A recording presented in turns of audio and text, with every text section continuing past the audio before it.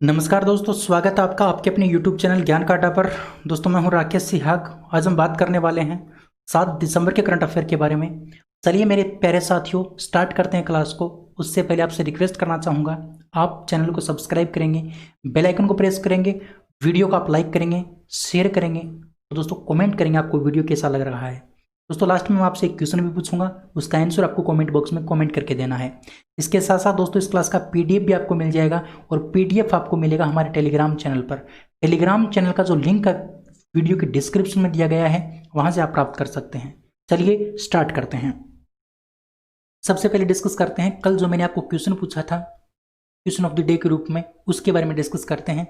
तो कल मैंने पूछा था कि द्वारे सरकार कार्यक्रम जो है वो किसने लागू किया है, किसने शुरू किया है। तो इसका आंसर आपका होगा पश्चिम बंगाल। बहुत सारे दोस्तों ने इसका सही आंसर दिया था, बहुत अच्छा। इसी प्रकार से आप अपनी तैयारी करते रहो, ठीक है। चलिए अब मैं क्वेश्चन नंबर 1 से 5 है, आज 4 ने 1 से 5 नंबर जो क्वेश्चन है मेरे प्यारे साथियों, वो नवंबर 2019 से लेकर अक्टूबर 2020 तक के होंगे। उसी कड़ी में सबसे पहला जो क्वेश्चन है प्यारे साथियों वो आपके सामने है कि 18 दिसंबर 2019 को इंदिरा महिला शक्ति योजना का शुभारंभ कहाँ किया गया था। इंदिरा महिला शक्ति योजना का शुभारंभ कहाँ किया गया था, ये क्वेश्चन आपसे पूछा है प्यारे साथियों। तो ध्यान रखना, बड़ा इंपॉर्टेंट क्वेश्चन है आपके एग्जाम के पॉइंट ऑफ व्यू से, क्योंकि ये जो क्वेश्चन है आपका पीछे का क्वेश्चन है। तो ऑप्शन नंबर डी आपका क्या हो जाएगा, करेक्ट आंसर हो जाएगा। जयपुर के अंदर इंदिरा महिला शक्ति योजना का शुभारंभ किया गया था। दोस्तों 18 दिसंबर 2019 को इंदिरा महिला शक्ति योजना का शुभारंभ मुख्यमंत्री अशोक गहलोत ने जयपुर के दुर्गापुरा कृषि अनुसंधान केंद्र से किया था। मुख्यमंत्री ने महिलाओं को आत्मनिर्भर और आर्थिक रूप से स्वावलंबी बनाने के लिए 1000 करोड़ रुपए की इंदिरा महिला योजना को शुभारंभ किया है। ध्यान रखना, कितने करोड़ रुपए की, 1000 करोड़ रुपए की, ठीक है। चलिए नेक्स्ट क्वेश्चन है कि राजस्थान के दिव्यांश सिंह पंवार को किस देश में गोल्डन टारगेट अवार्ड से नवाजा गया है या फिर सम्मानित किया गया है। तो दिव्यांश जो पवार हैं उनको गोल्डन टारगेट अवार्ड से नवाजा गया है। वो किस देश में नवाजा गया है, तो ध्यान रखना प्यारे साथियों, जर्मनी के अंदर। जर्मनी का जो म्यूनिक शहर है वहां पर इनको ये गोल्डन टारगेट अवार्ड मिला है, ठीक है। तो ये बात आपको ध्यान रखनी है। दोस्तों ये क्या है, एक खिलाड़ी है, और दोस्तों ये क्या है, शूटर, शूटिंग से क्या करते हैं, बिलोंग करते हैं, शूटिंग से बिलोंग करते हैं। ध्यान रखना, दिव्यांश सिंह पंवार। अगला क्वेश्चन है कि राजस्थान के किस रेलवे स्टेशन को राज्य ऊर्जा संरक्षण पुरस्कार 2019 के प्रथम पुरस्कार से सम्मानित किया गया है। ध्यान रखना प्यारे साथियों, राजस्थान के उस रेलवे स्टेशन का नाम आपको बताना है जिसको राज्य ऊर्जा संरक्षण पुरस्कार 2019 के प्रथम पुरस्कार से सम्मानित किया गया। तो उसका नाम है जोधपुर। जोधपुर का जो रेलवे स्टेशन है उसको राज्य ऊर्जा संरक्षण पुरस्कार मिला था और उसमें फर्स्ट नंबर इसका आया था। ध्यान रखना, बड़ा इंपॉर्टेंट क्वेश्चन है आपके एग्जाम की दृष्टि से।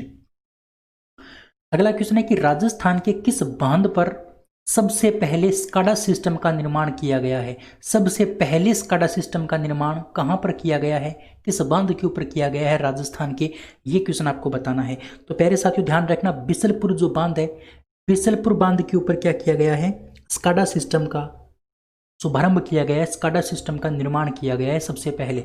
स्काडा सिस्टम क्या होता है, स्काडा सिस्टम होता है स्वचालित मशीनों के द्वारा क्या होगा, यहाँ पर इस बांध का क्या होगा, देख रेख होगी। इस बांध का मतलब क्या होगा, संचालन होगा। यहाँ से बिसलपुर बांध से बहुत जगह क्या जाता है, पानी जाता है, तो उस पानी का जो संचालन है वो कौन करेगा, स्वचालित मशीनें करेंगी, अपने आप चलने वाली मशीनें करेंगी, जिसको बोलते हैं स्काडा सिस्टम। तो सबसे पहला स्काडा सिस्टम कहाँ पर लगा है, आपका बिसलपुर बांध के ऊपर लगा है, ठीक है। चलिए पांचवें क्वेश्चन की बात करें तो पांचवा क्वेश्चन है, राजस्थान में जोधपुर एम्स ने किस देश के साथ मिलकर हेल्थ केयर इनोवेशन सेंटर की स्थापना की है। जोधपुर एम्स ने किस देश के साथ मिलकर के हेल्थ केयर इनोवेशन सेंटर की स्थापना की है। तो उस देश का नाम प्यारे साथियों ध्यान रखना, स्वीडन। स्वीडन के साथ मिलकर हेल्थ केयर इनोवेशन सेंटर की स्थापना जोधपुर एम्स ने की है राजस्थान के अंदर, ठीक है। ये बात आपको थोड़ी सी ध्यान रखनी प्यारे साथियों, कहां पर की है, जोधपुर के अंदर की है, ठीक है। चलिए अगला क्वेश्चन, अब मैं बात करता हूं आज के क्वेश्चनों की। ये जो 5 क्वेश्चन थे स्टार्टिंग के, ये थे आपके पहले के यानी 2019 के। अब मैं आज के करंट क्वेश्चन की बात करता हूं। तो पहला क्वेश्चन है आपके सामने, कि हाल ही में 250 छात्र छात्राओं वाला भारत का पहला मेडिकल कॉलेज राजस्थान के किस शहर में स्थापित किया जा रहा है? 250 छात्र छात्राओं वाला भारत का पहला मेडिकल कॉलेज, जिसके आगे पहला, पहली, एकमात्र, है ना, ये नाम लग जाते हैं ना, तो वो क्वेश्चन अपने आप में इंपॉर्टेंट हो जाता है। तो साथियों ये क्वेश्चन बहुत बड़ा अपना रोल रखता है अपनी जगह और बहुत इंपॉर्टेंट क्वेश्चन है ये, तो ध्यान रखना। भारत का पहला एक 250 छात्र छात्राओं वाला पहला मेडिकल कॉलेज राजस्थान के किस शहर में स्थापित किया जा रहा है? तो बड़े इंपॉर्टेंट तरीके से ध्यान रखेंगे, अजमेर के अंदर किया जा रहा है। कहाँ पर? अजमेर में। दोस्तों भारत में 250 छात्र छात्राओं का पहला मेडिकल कॉलेज अजमेर कायड़ में स्थापित किया जाएगा। अजमेर में कायड़ में स्थापित किया जाएगा। और दोस्तों चिकित्सा मंत्री रघुराम शर्मा ने यह बताया कि इसके लिए कितनी हेक्टेयर भूमि आवंटित की गई है? तो 27 हेक्टेयर भूमि आवंटित की गई है। ये बात किसने बताई? डॉक्टर रघु शर्मा ने बताई। चिकित्सा मंत्री डॉक्टर रघु शर्मा ने यह बात हमें जानकारी दी है। अगले क्वेश्चन की बात करें तो अगला क्वेश्चन है कि हाल ही में राजस्थान से संबंध रखने वाले नेचुरल स्टोन इंस्टीट्यूट में निम्नलिखित में इंस्टीट्यूट में नियुक्त होने वाले कौन पहले भारतीय बने हैं? नेचुरल स्टोन इंस्टीट्यूट में नियुक्त होने वाले पहले भारतीय कौन बने हैं जो राजस्थान से बिलोंग करते हैं? तो प्यारे साथियों उनका जो नाम है वो है अमित गुप्ता। अमित गुप्ता ऐसे पहले भारतीय हैं जिनको नेचुरल स्टोन इंस्टीट्यूट में शामिल किया गया है और राजस्थान से बिलोंग करते हैं।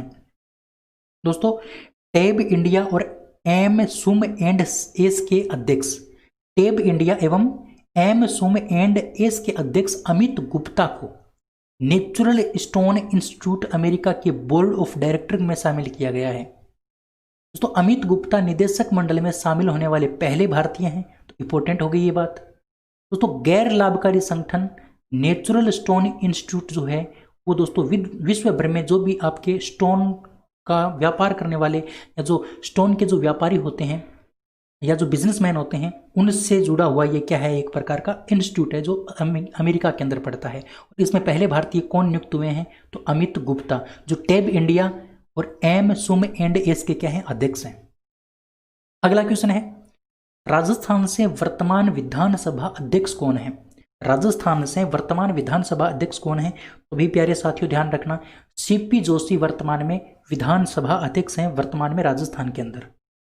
अगला क्वेश्चन, राजस्थान में किसे घुड़सवारी के लिए महाराणा प्रताप पुरस्कार से सम्मानित किया गया है? महाराणा प्रताप पुरस्कार से सम्मानित घुड़सवारी के लिए किसको किया गया है? तो ध्यान रखेंगे अच्छे से, बड़ा इंपॉर्टेंट क्वेश्चन है प्यारे साथियों।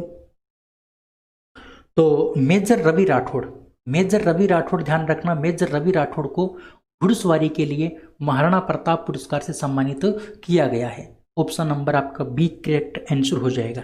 ठीक है, चलिए अगले क्वेश्चन की बात करें तो क्वेश्चन है कि किस देश ने हाल ही में भारत के साथ मैत्री संघ स्थापित करने की घोषणा की है?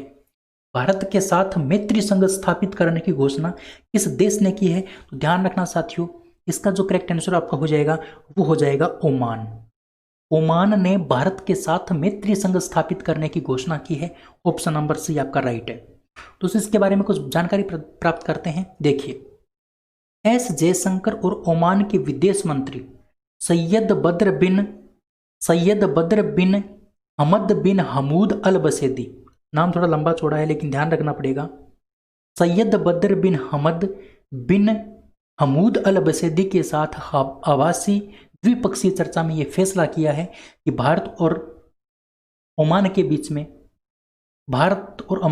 में क्या होगा? एक मैत्री संघ स्थापित होगा। दोस्तों इस संघ का नाम क्या रखा गया है? इस संघ का नाम रखा गया है ओमान भारत मैत्री संघ। क्या नाम रखा गया है? ओमान भारत मैत्री संघ।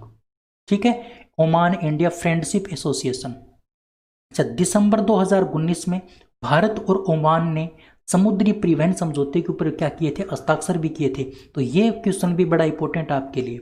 समुद्री परिवहन समझौते पर क्या किए थे? दिसंबर 2019 में हस्ताक्षर भी किए थे ओमान और भारत ने। दोस्तों भारत के सहयोग से लगभग 1.2 मिलियन डॉलर की लागत से मध्य पूर्व का सबसे बड़ा सेबासिक एसिड प्लांट ओमान में स्थापित किया जाएगा। भारत के सहयोग से क्या होगा? सेबासिक एसिड प्लांट भी ओमान में स्थापित होगा। आपका मध्य पूर्व क्षेत्र का सबसे बड़ा सेबासिक एसिड प्लांट भारत के सहयोग से ओमान में स्थापित होगा। दोस्तों ओमान में लिटिल इंडिया नामक एक एकीकृत पर्यटन परिसर का निर्माण 78 मिलियन अमेरिकी डॉलर के तहत किया जाएगा। ठीक है, ये बात भी बड़ी इंपॉर्टेंट है। लिटिल इंडिया नामक एक पर्यटन परिसर का निर्माण भी भारत के सहयोग से ही होगा ओमान के अंदर। ओमान के अंदर सेबासिक एसिड प्लांट का स्थापना भी होगी। भारत और ओमान के बीच में समुद्री परिवहन समझौते के ऊपर हस्ताक्षर भी हो चुके हैं दिसंबर 2019 में। और अब दोस्तों ओमान भारत मैत्री संघ नाम का एक संघ स्थापित किया गया है भारत के और ओमान के बीच में। तो बड़ा इंपॉर्टेंट क्वेश्चन है, ध्यान रखना। आज का सबसे बड़ा क्वेश्चन ध्यान रखोगे। ठीक है, चलिए अगला क्वेश्चन है, किस राज्य की कैबिनेट ने जाति आधारित नामों वाली सभी आवासीय कॉलोनियों का नाम बदलने के प्रस्ताव को मंजूरी दी है।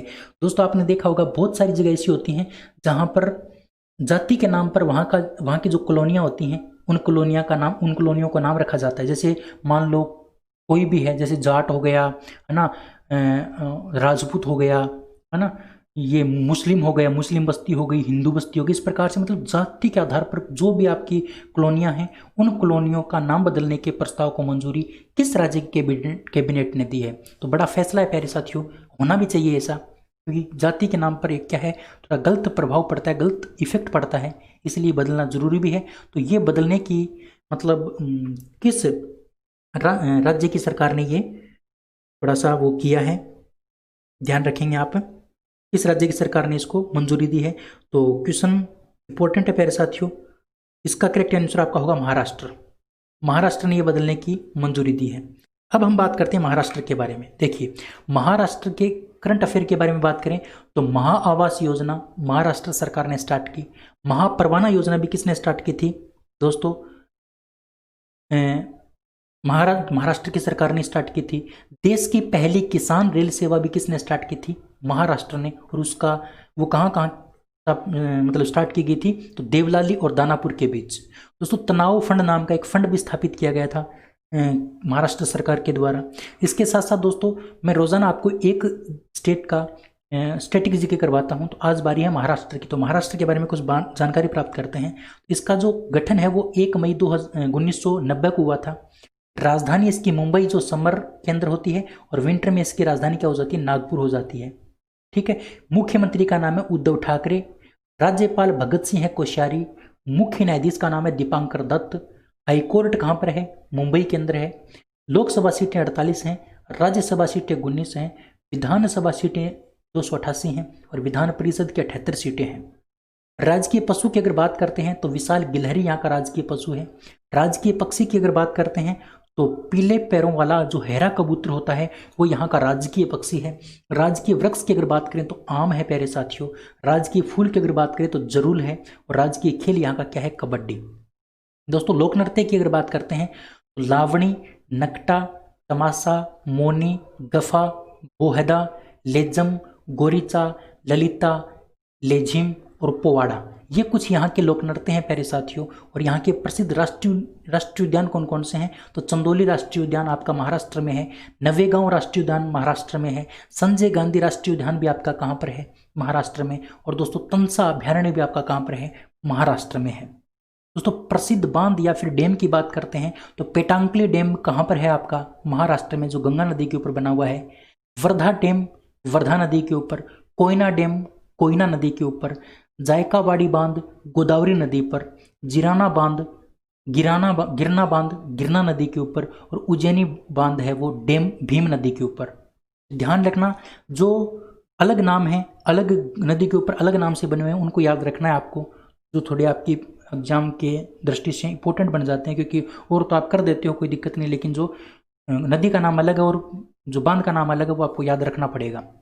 जनजातियों की बात करें तो जनजाति यहाँ पर बारली, कोली, चितपावन और अम्बुफा मड़िया, ये कुछ यहाँ की जनजातियां हैं महाराष्ट्र की। तो ये महाराष्ट्र का आपका स्टैटिक जीके था, उम्मीद करता हूँ आपको समझ आया होगा। अगला क्वेश्चन है कि 4 से 7 दिसंबर को भारत और किस देश की नौसेनाओं ने पूर्वी हिंद महासागर क्षेत्र में पासेक्स नामक अभ्यास का आयोजन किया है। दोस्तों भारत के साथ किस देश की नौसेना ने पासेक्स नाम का अभ्यास का आयोजन किया है, तो ध्यान रखना मेरे प्यारे साथियों, ये जो आपका पासेक्स नाम का जो अभ्यास है वो भारत और रूस ने मिलकर के किया है। किसने किया? भारत और रूस ने मिलकर के किया है। दोस्तों पासेक्स की अगर बात करते हैं तो पासेक्स नियमित रूप से भारतीय सेना के द्वारा, भारतीय नौसेना के द्वारा क्या होता है, अन्य विदेशी सेनाओं के साथ, विदेशी नौसेनाओं के साथ आयोजित किया जाता है। तो अब की बार का जो मतलब हुआ है वो किस किस के बीच में हुआ है?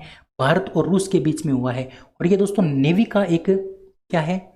नेवी का एक अभ्यास है। ध्यान रखना, नेवी का अभ्यास है जो नियमित रूप से भारत करती रहती है अलग अलग देशों के साथ।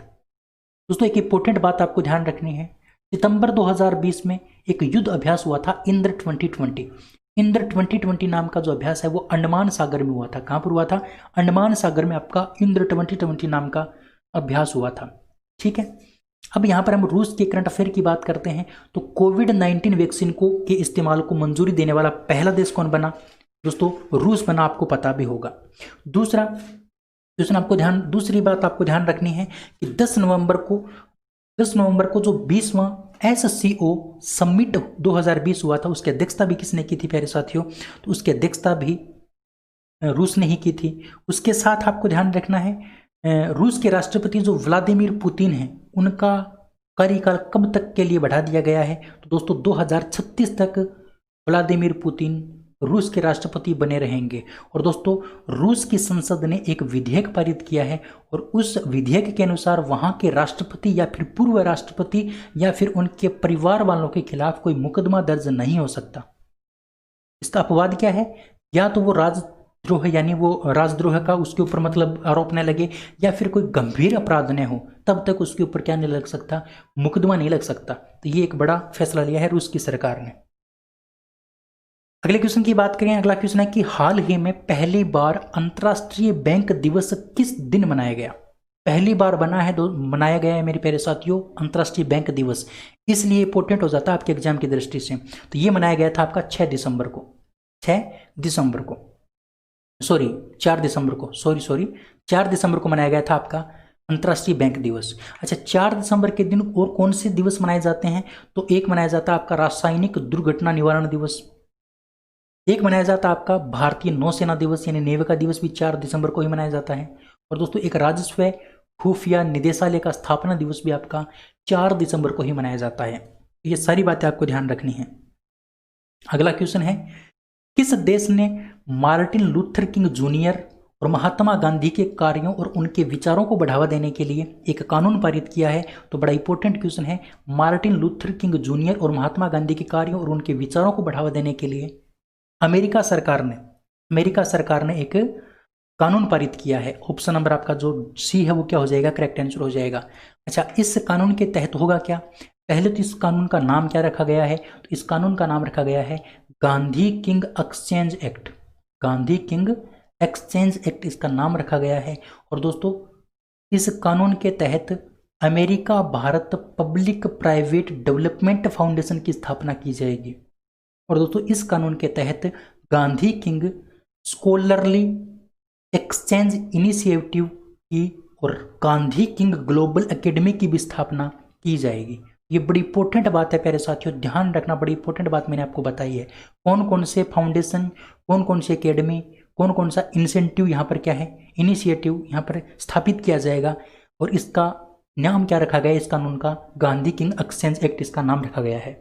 ठीक है, चलिए अगला क्वेश्चन है कि new space India limited NSIL और किस स्टार्टअप ने भारत के पहले निजी रिमोट सेंसिंग उपग्रह को लॉन्च करने के लिए एक समझौते पर हस्ताक्षर किए हैं? तो प्यारे साथियों उस स्टार्टअप का नाम है पिक्सल नाम का जो स्टार्टअप है उसने NSIL के साथ मिलकर पहले रिमोट सेंसिंग उपग्रह को लॉन्च करने के लिए समझौता किया है। और दोस्तों ध्यान रखना, पिक्सल ने दिसंबर 2022 और जून 2023 के बीच 30 उपग्रहों के एक तारामंडल को बनाने और लॉन्च करने की घोषणा की है। दिसंबर 2022 से 2023 के बीच 30 उपग्रह का एक तारामंडल बनाएगा और उसको लॉन्च भी करेगा पिक्सल। यहाँ पर हम बात करते हैं NSIL की। NSIL की फुल फॉर्म है न्यू स्पेस इंडिया लिमिटेड। इसकी स्थापना मार्च 2019 में की गई है प्यारे साथियों। हेडक्वार्टर बेंगलुरु में है। इसके CMD G नारायणन है।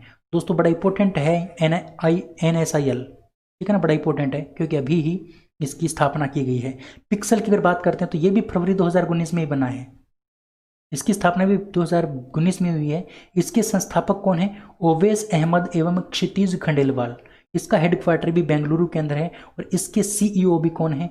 ओवैस अहमद। ठीक है, तो ये सारी बातें आपको ध्यान रखनी है। अगला क्वेश्चन है, उपराष्ट्रपति वेंकैया नायडू द्वारा लॉन्च पुस्तक 40 years with Abdul Kalam untold stories के लेखक कौन है? तो दोस्तों उपराष्ट्रपति वेंकैया नायडू ने जो पुस्तक लिखी है 40 years with Abdul Kalam untold stories, उसके जो लेखक हैं प्यारे साथियों वो हैं doctor A Sivathanu Pillai. Doctor A Sivathanu Pillai हैं, शिवथानु पिल्लई हैं वो इस पुस्तक के लेखक हैं। बड़ी इंपॉर्टेंट है, ध्यान रखना। ये लॉन्च की है वेंकैया नायडू ने। दोस्तों उपराष्ट्रपति वेंकैया नायडू ने भारत के पूर्व या 12वें प्रधानमंत्री इंद्र कुमार गुजराल के सम्मान में डाक टिकट भी जारी किया। ये भी बड़ी इंपॉर्टेंट बात है।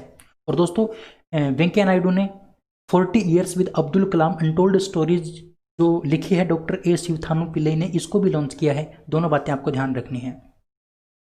अगला है, फाइनू के वैश्विक business person of the year 2020 में टॉप पर कौन रहे हैं? जो business person of the year 2020 है उसमें टॉप पर कौन रहे हैं? तो ध्यान रखना प्यारे साथियों, एलन मस्क।